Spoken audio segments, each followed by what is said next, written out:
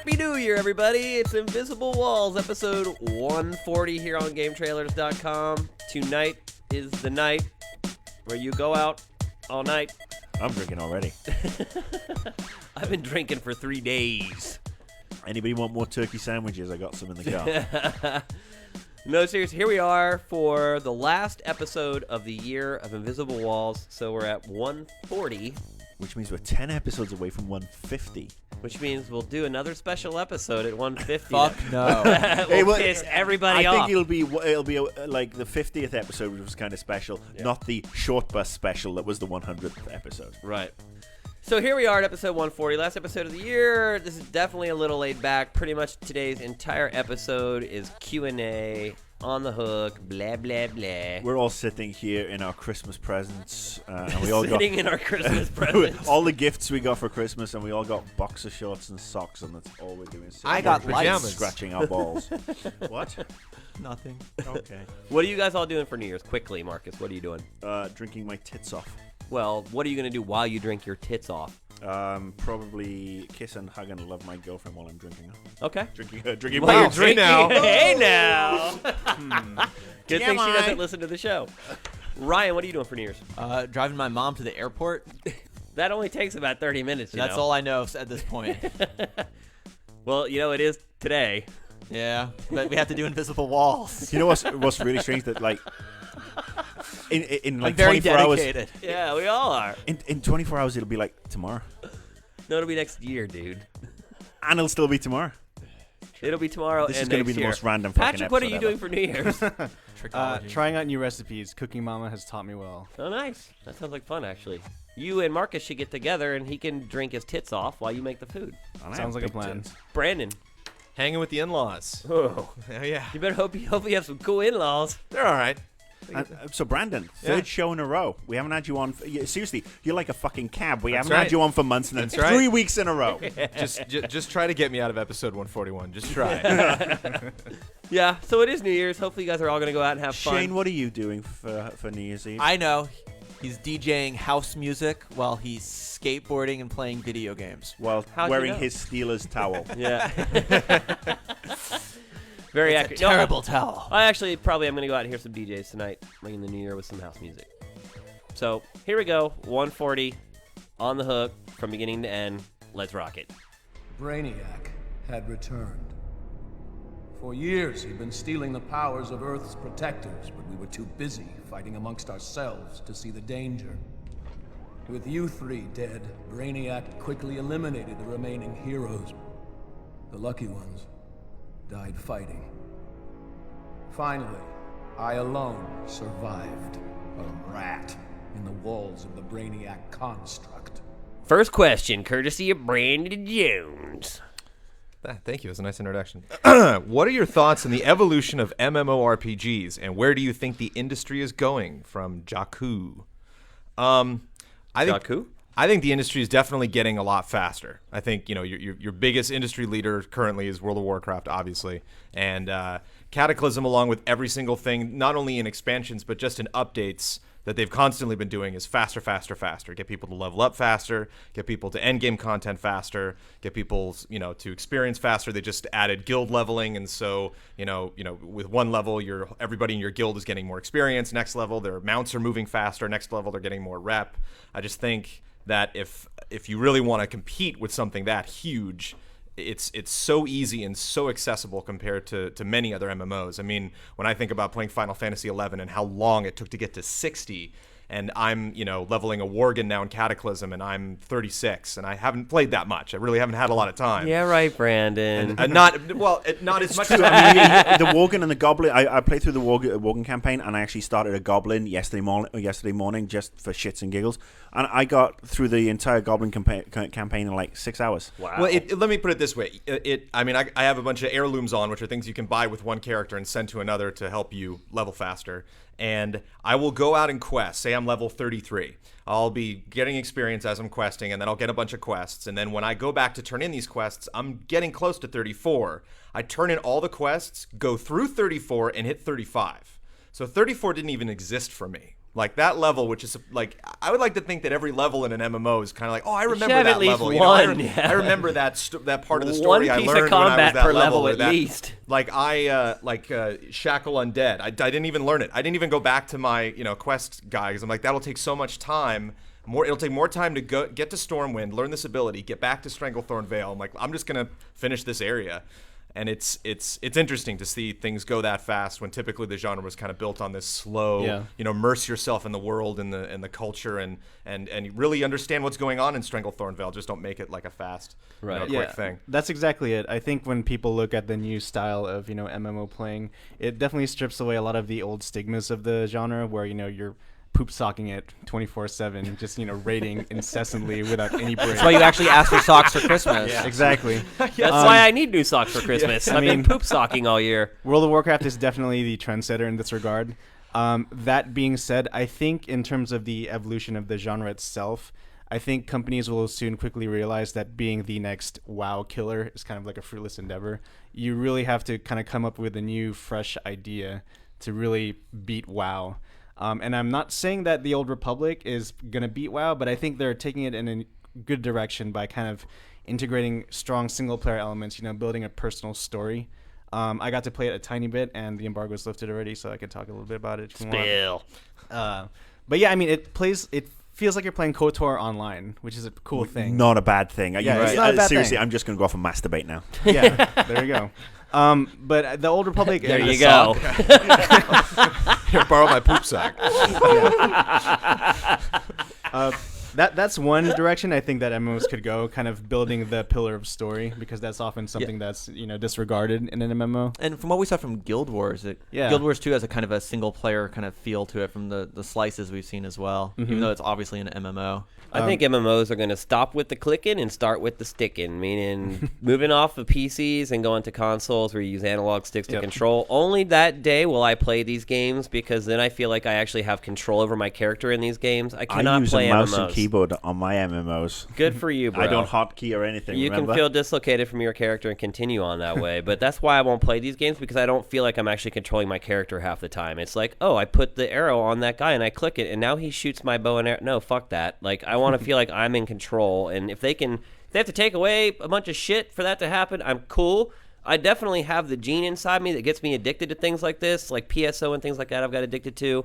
I just cannot get past the gameplay in these games. So I think eventually you're going to have to get MMOs to work on the consoles. There's this huge market just sitting there. We have two shipping in the next 6 months in the Old Republic that's on Xbox and PC, and then DC Universe, which is PS3. Yeah, I'm getting on PS3. Yeah, I'm actually going to wait until Patrick really plays the game, because we've had some conversations about it, and I want Patrick's opinion on DC Universe Online. I got to before run touch through it. an MMO Gotham City. I have to. I mean, I got to go to the Batcave. They do have a very cool special edition, though, with the large Batman character. But I think that's what's next. I think you're going to see this genre finally making inroads on the consoles and be successful on the consoles, and it's been a long time coming, in all honesty. Yeah, the agency, man. Any year now. The hiring agency. But it's interesting that you mentioned that, because if you flip this question around and look at games outside the MMO genre, you're seeing a lot of console games like showing an increased interest in online worlds and communities. Like, look at MAG. Like, that's almost an MMO shooter. Yeah. Demon's Souls, that's kind of like its own centralized MMO in a way. Yeah.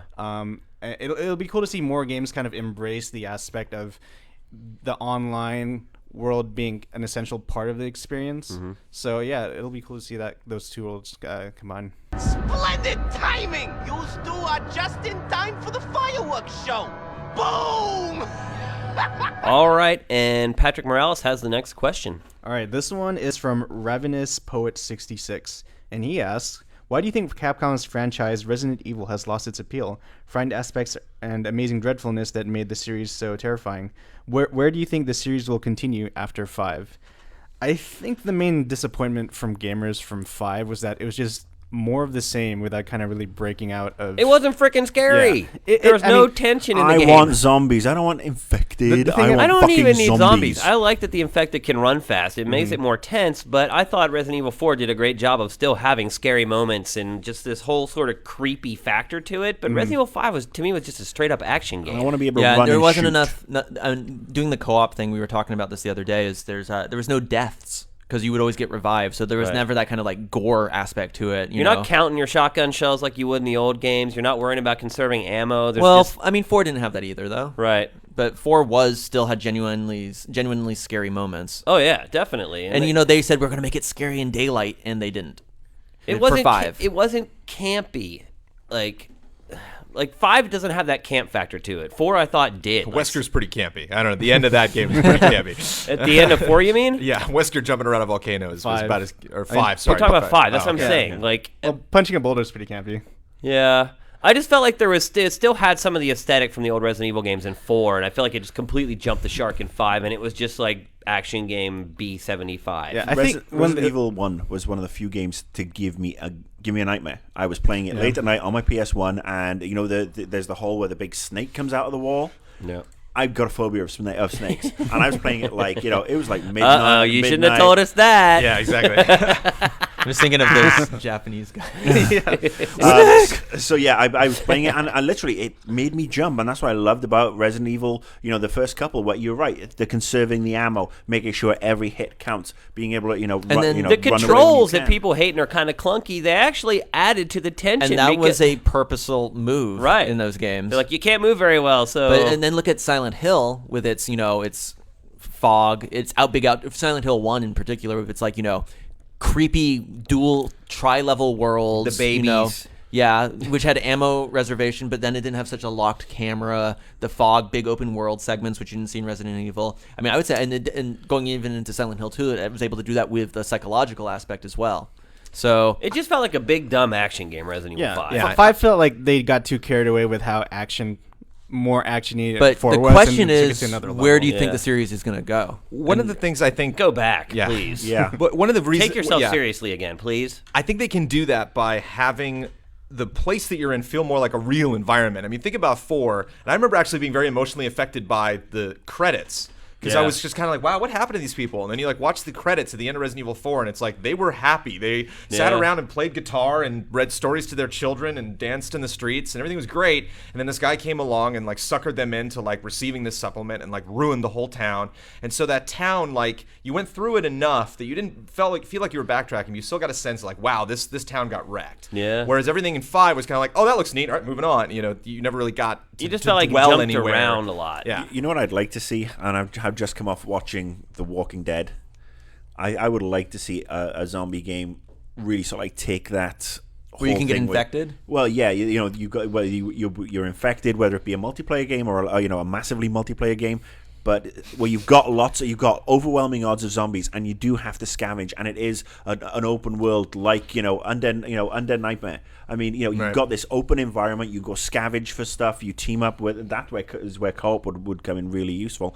And there are overwhelming odds. And toss away Umbrella. Done with those guys.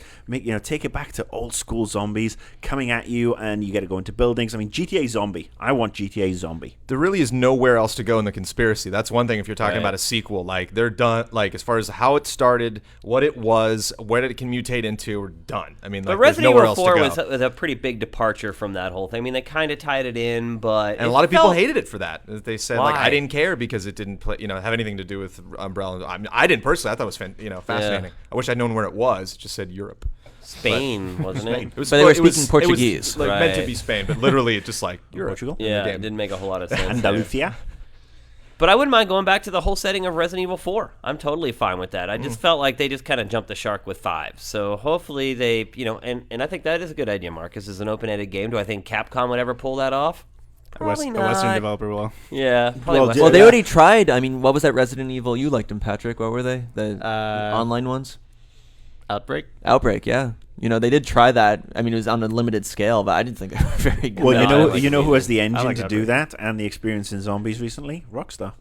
Yeah.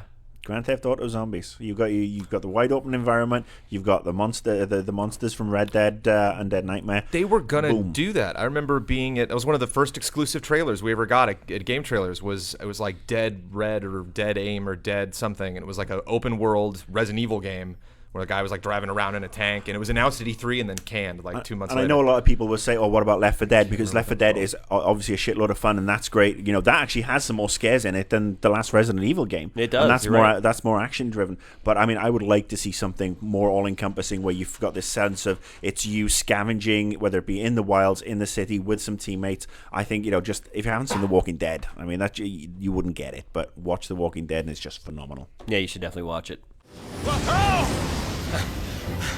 Hey, let's be rational now. Okay, for the very last segment of the year of Invisible Walls, it's gaming resolutions time. All right, Ryan, what's your resolution? I want to make a game for 2011. Not anything big, but Like a Flash game. maybe Flash, maybe just a text adventure. I've done some of this stuff in the past, but Maybe make a mud. no, I'm not making a mud, but maybe an Infocom mystery with a difficulty level of Novus. Maybe you should make a superior version of Minecraft and get dirty frickin' rich. Nah, that's not gonna happen. But maybe I'll Why? make a Minecraft mod. Who knows? Maybe you can make an If XBLA. you made a You can make Minecraft- an XBLA game called Poop Sock. It's not about the money. If It's you about the made a polygons. a version of Minecraft in HD, why do you think it wouldn't be successful? Because Minecraft's already in HD. Dude, it looks awful. There's texture packs. It's already been done, man. You got to keep up on your Minecraft news. Yeah. It's the game you want it to be, Shane. Okay. It's every game. It sure doesn't look like it when everyone's playing it. Patrick, what's your resolution for 2011? Thinking back to last year, my resolution was to play one sports game, and I haven't done that yet. You didn't do it. No, but actually, I do have an interest in NBA 2K11, so I'm going to be checking it out for the break, and I will play it. But that's satisfying last year's resolution. Right. What's this year's resolution? Right. So I'm going to do that. And for next year, I'm going to wade through my backlog because it's at an all-time high. And just looking at 2011 with all the crazy games down the horizon, I definitely need to get it done. Okay. Jones. Play Uncharted 2. There you go. I actually, I'm actually making my own game. I'm actually been working wow. on a game for a couple years that is hopefully going to launch in the summer. And I'm definitely going to sneak into, if I have to bludgeon one of you guys, I'll definitely Can we get get on the the show. exclusive debut world premiere trailer? Oh hell yeah! No, I'm definitely gonna be cutting lots of trailers and throwing them up on the site for it. But it's a web-based game. It's nothing huge, but it'll hopefully Do you gotta do get it out voice next work year. in it? Not for when it launches, but down the Okay. road, I'll put a voice in there for something. But So my Get it done. resolution, I believe my resolution last year was to play more PC games. And I actually satisfied my resolution. I bought a brand new rig, got a nice card. I've been playing a lot of games, got totally hooked on Civilization 5. I think you can see that kind of trickle Great down game. through, yeah, great game. I think you can see that kind of trickle down through our through the show, hopefully. I've talked about a lot more about PC games this year, at least I think I have. So I satisfied that last year. My resolution this year is to go back and start playing some genres that I haven't played for a long time. In all honesty, I've really kind of bailed on RPGs over the last couple years. Haven't really given a chance to MMOs at all. I played World of Warcraft for like the first 11 levels and quit. So I think this year I'm going to try to open up my mind a little bit, start playing some genres that I'd kind of written off as not enjoying. Hopefully in the time where I've had this break from when I used to play them to now, they've improved to a point where I'll really enjoy them. I try to not shut myself off to anything. So, I've been playing games since 1976, 75. So you kind of start to burn out on stuff. You kind of get set in your ways, and you're like, I don't like that. I don't like this. I think this year I want to open my mind and start playing some stuff that I'd kind of written off before. So Witcher 2. It's going to be awesome. Witcher 2, huh? Yeah. What game would you guys recommend that I play? That's out already, or No, for next year. Witcher 2. yeah, Witcher 2 looks pretty dope. Knowing my taste. It's pretty in actiony, games. yeah, by the looks of it. So, kind of like a mix. I'm on it. I would say skip WoW. Try. We're all gonna play Guild Wars 2 together, so come join us. Oh, play the Old Republic with us. I'll give it a shot. Dark Side. All right, so I have my resolution. I know everybody's been on the edge of their seat. Not. My resolution is actually to make sure I spend more time and be a little more open with regards to games like Resistance and Killzone, which are shooters on the PS3, which I've always sort of like kind of ragged on in the past and I've been kind of snobby about because, I prefer to play on the PC. But I definitely want to play more of those sort of games and really, delve even more into the indie stuff because I think that's going to be the way of the future as it is. And that's what I want to do, play more indie stuff and give some respect to Killzone and Resistance franchises. Why the fuck did you have to go last to say that? Yeah, I don't get it either. Because I literally didn't have anything until you guys were around the table. And I suggested the fucking segment. I never even thought of what my resolution was. I mean, it was either that or urinate on Bobby Kotick at E3.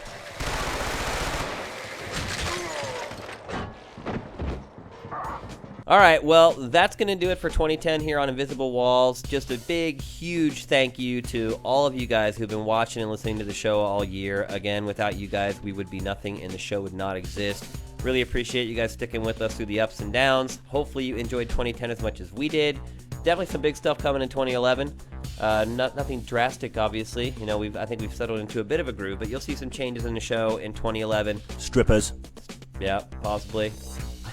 Fluffers. Podcast strippers. That's awesome. Yeah, you just Listen to that strippers. You strip. can just hear them moan, yeah. You can hear the sound of them grinding on our jeans.